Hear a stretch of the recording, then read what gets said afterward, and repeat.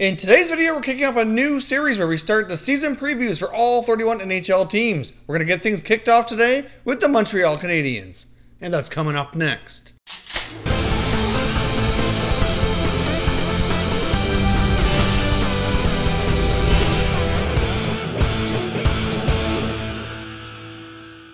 Hey everyone, and welcome back to another video here at Top Shelf Hockey. If you're new to the channel, thanks for stopping by. We review and discuss all 31 NHL teams, so if you're a huge hockey fan, consider subscribing and clicking the bell so you don't miss anything.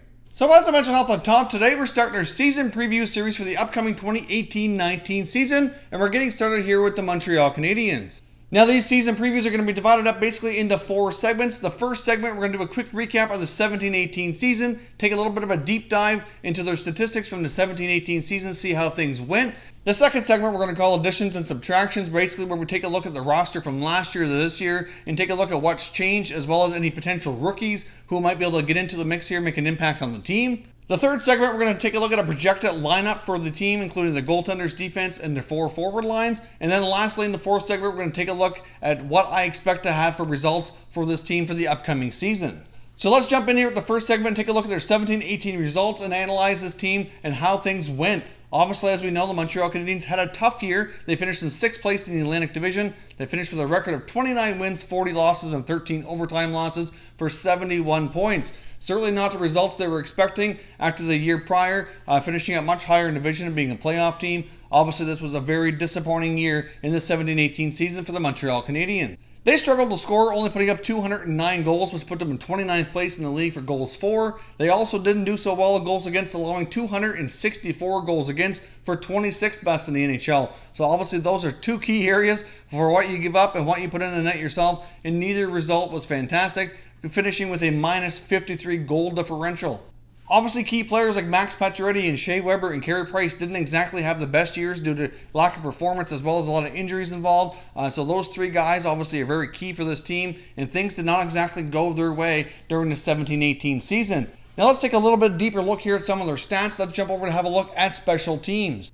Their penalty kill was 30th best in the NHL with a 74.1% effective rate. Obviously, that's not real solid. Ideally, you want that up around 80 or better, but 30th place in the PK, obviously is not a good start at all. Fortunately, though, their power play was much more respectable, finishing 13th with a percentage of 21.4%.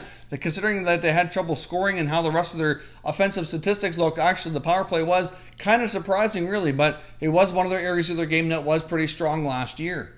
Let's also take a look at their scoring broken down by period. This will give us an indication how they start as well as how they finish. It also gives us an idea how they do when they're trailing or how they hold leads. Taking a look at their first period stats, they were outscored 80-58. So obviously that is not a good result. That puts them a minus 22 for the first periods. Second periods were much better, but not by much. They were just slightly above even here. They outscored their opponents 82-79 for a +3 rating in the second period, which is somewhat respectable. But overall, if you take a look at their first and now their third periods, it's really not good enough to make up for their other deficiencies here. In the third period, they were greatly outscored 92-64. So obviously, the first periods and the third periods were not so good for the Montreal Canadiens. They did not start well, and they did not finish well. When they were trailing after the first period, they had a measly record of 3-22-2. So obviously, they often got down early, gave up the first goal, and just never recovered. They did not have that ability to bounce back and make any kind of comebacks later into the game last season. When trailing after 2 periods, the record really wasn't any better. 2 wins, 30 losses, and 3 overtime losses. So they managed a few times to come back and make it close or get it to overtime, but not very often. Most of the time, they ended up losing in regulation. So obviously, when this team got down early, which happened quite a bit, they were just not able to recover. When they gave up the first goal of the game, they had a record of 12-28-4. So way too many times they gave up the first goal. There was just way too many times after the first period this year that the games were already seeming like they were out of reach. And even though it might have only been a 1 or 2 goal deficit, they just did not have that confidence and ability to kind of come back in the second or third periods and make a game of it. Now let's jump over and take a look at their additions and subtractions from last year's roster. Obviously, they made a few trades and had a couple free agent acquisitions, but really overall, nothing too major. If you take a look at what came off the roster, obviously they no longer have Alex Galchenyuk. He was traded to the Arizona Coyotes for Max Domi. Obviously, they lost Daniel Carr as a free agent as well. Obviously, Ales Hemsky was not brought back. They also traded Kirby Reichel to the Calgary Flames for Hunter Shinkaruk. So if you look at the addition side, obviously they got Max Domi, they got Hunter Shinkaruk via trade. They also signed defenseman Xavier Ouellet. They brought in Armia and Mason in a trade with the Winnipeg Jets. Obviously, Mason's been bought out, and Armia will remain with the roster. And they also signed forward Matthew Pekka, who played with the Tampa Bay Lightning. Didn't do too bad, but didn't really get a lot of opportunity there due to such a deep roster with the Lightning. So hopefully he'll get more of an opportunity here with Montreal. If you take a look back at our series that we completed at the end of the regular season called the 2018 Off-Season Plans, and you take a look at the needs that we addressed in those videos and what this team needed to address here, let's have a look here at these additions and subtractions to see if Marc Bergevin really went about what we thought he should do. Obviously, the two main areas of concern were defense and center ice. And really, as you can tell by the moves that were made, none of that was really addressed. I mean, unfortunately, they did make the trade for Alex Galchenyuk. They brought in Max Domi, and Max Domi may very well turn out to be a decent player for the Habs. But again, he's not a center iceman that they so desperately need. They did go ahead and use that number 3 overall pick on the big Finnish center, Jesperi Kotkaniemi. Only time will tell here if he makes the lineup this year. I'm not sure exactly what their plans are. It's not really clear as of yet. Once training camp opens, that'll become a little bit more evident. The other rookie that I expect to have an impact on this roster this year would be defenseman Noah Juleson. I do expect him to hopefully make the team in a training camp and get a full solid season under his belt here. So overall, we didn't really see much of anything to address the defense or the center ice depth. So those are things that we still need to see the Montreal Canadiens work on, in my opinion, before we're going to see much progress forward in the right direction. Obviously, if we have bounce-back seasons from guys like Carey Price, and if Max Pacioretty remains with this team and he bounces back, then obviously those could go a long way to kind of masking some of the other deficiencies on this team. As we've seen in the past, when Carey Price is at the top of his game and he's playing like one of the best goalies in the world, like he's been for most of his career, then obviously that kind of impact can have a huge impact on the Montreal Canadiens, and they can certainly perform much better. And like I said, a lot of the deficiencies don't show up so bad when he's making those absolutely crazy saves in the net. Now let's jump over here and take a look at their projected lineup for the 18-19 season opening night. Now obviously one key member here is not going to be on opening night rosters, defenseman Shea Weber. He will be on injury reserve, likely till sometime after Christmas. Obviously he's been battling injuries over the past season or so, and obviously that's not a good sign considering how much money he's still owed on his contract and how many years are remaining on it. Obviously Shea Weber is still a great defenseman, but we'll be interested to see how well and how effective he can be once he makes his return to the Habs lineup. Obviously, in goal, they're going to have Carey Price as the main guy. We'll be curious to see if he can bounce back and play to his regular caliber of play. Obviously, if you saw my prediction video just in the past few weeks of bounce back players, I did predict that he would have a much better year this year and be back to at least closer to Carey Price standards. And if that's the case, that's going to have a huge impact on his team. I fully suspect they're going to have Antti Niemi as the backup goalie after re-signing him. More than likely, they have Charlie Lindgren start in the American Hockey League. But if Niemi doesn't play well, at least they have Lindgren to fall back on here because he didn't look too bad in his limited action in the NHL in the past. Now, on the defense, obviously, with Weber being out, that's going to create a big hole there. For the 6 defensemen that you're likely going to see an opening night, you're likely looking at Karl Alzner, Jeff Petrie, Victor Mete. I think they should put Noah Juleson in there. And we're likely going to see David Schlemko and Jordy Ben. For the 7th and 8th spots, you're likely going to see guys like Xavier Ouellet and Mike Riley battle that out. So we'll see here. Overall, to be completely honest, I don't have a ton of confidence in this defense core. The contract that Alzner was given, he didn't really live up to his potential last year, so he needs to play better as well. Hopefully the youngsters, Mete and Juleson, can really make some big strides this year and help this team out a lot on the back end. That would really go a long way to moving their blue line in the right direction. Now up front, if Pacioretty is still with this club come opening night, he's going to be on the top line on the left wing. And it sounds like they're going to be giving Jonathan Drouin another crack here at playing center. So it will likely with Brendan Gallagher on the other side.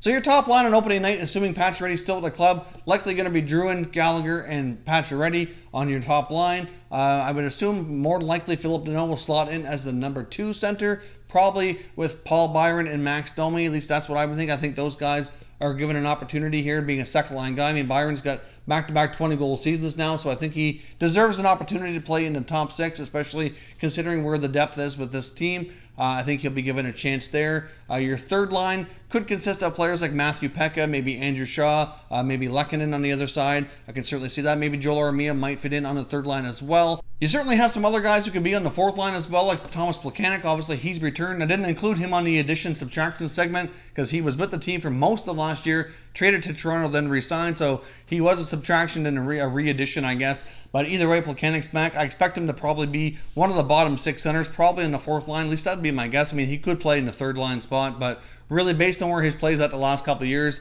that's kind of where I would have him pegged, would be the fourth line.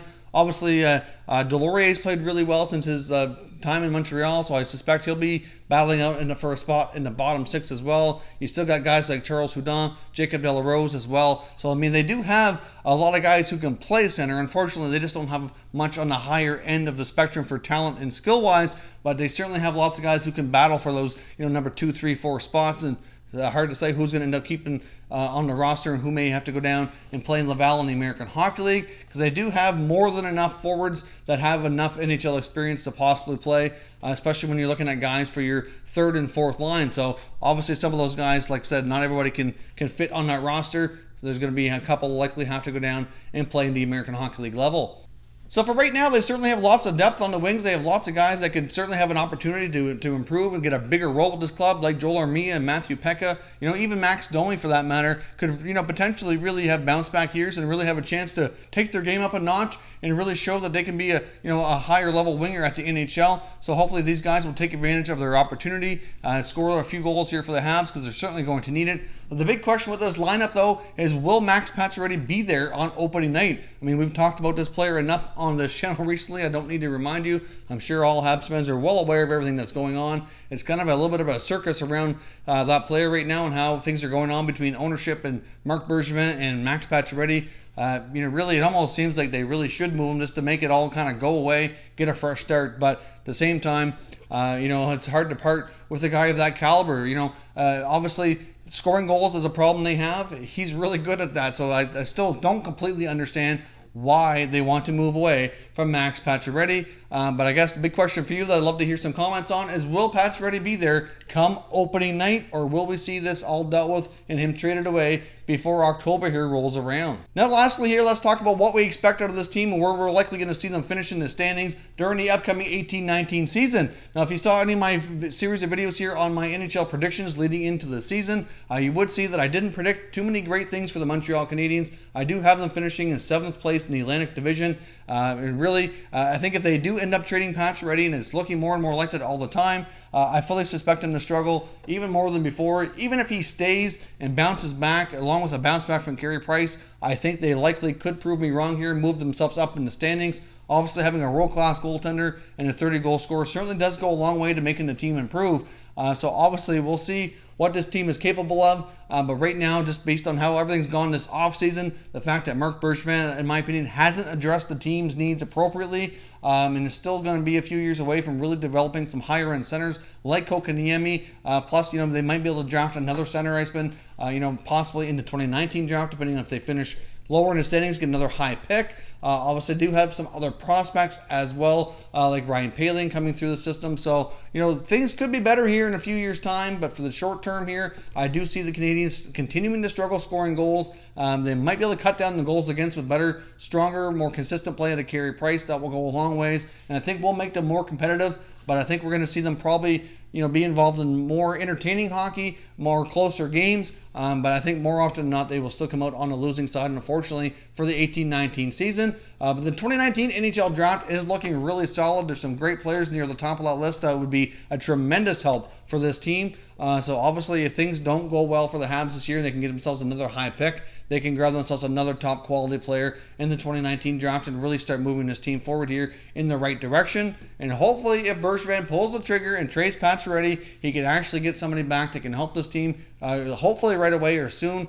A top-notch prospect center would be ideal. I mean, when he was supposedly going to the LA Kings, I know that was a done deal pending an extension with the Kings. I was really hoping for Montreal's sake they might get back a guy like Gabe Vilardi, which I don't believe was involved, but that's the kind of player that they need. Somebody who can be a top 6 productive center iceman. They have Kotkaniemi, who I think will develop into that in a couple of years' time, but they could use some more help to kind of accelerate things that in a few years' time they could be in much better shape. So for this season, I don't see Montreal moving forward too much, but with the right moves here, they can certainly set themselves up well for the future and be back in business in the playoffs here. I think we might be looking at a couple of years' time before they address all their needs and get this team going in the right direction. Now, a big question to you as well, if the Habs start slow, could Marc Bergevin or Claude Julien's jobs be on the line? I mean, obviously at this point in time, I think I've talked to enough Habs fans through this channel that I think a lot of you are kind of craving some change. And personally, I think, change should be in the air if things don't go well for the Canadiens. And obviously, any team in a rebuilding mode sometimes can preach patience, but Bergevin's had way too much time with this team, in my opinion. So if the Canadiens get off to a slow start, could change be in the air? I'd love to hear your comments down below, and I'd also love to hear your prediction where you think the Habs will finish in the standings here for the 18-19 season. So as I mentioned, this is the first of many season previews to come. We have 30 more teams to cover. They'll be coming here in the coming days, so stay tuned for that. If you're new to the channel, I hope you consider subscribing. We cover all 31 NHL teams, and there's plenty of content here for all hockey fans to enjoy. So if you're new, hit that subscribe button. If you like this video, make sure you hit the like button as well. I'd appreciate it if you did. As always, thank you very much for watching, everybody. We will catch you next time.